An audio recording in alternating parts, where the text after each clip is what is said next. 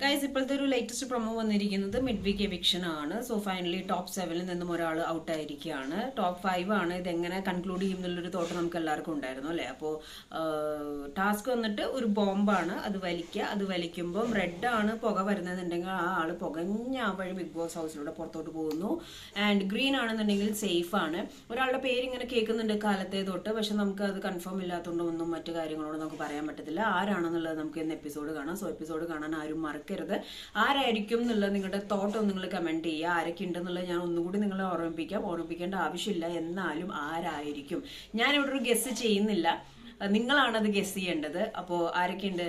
അക്ബർ ഉണ്ട്, ആദില, നൂറ, അനുമോൾ, ഷാനവാസ്, നെവിൻ ഉണ്ട്, അനീഷ് ഉണ്ട്.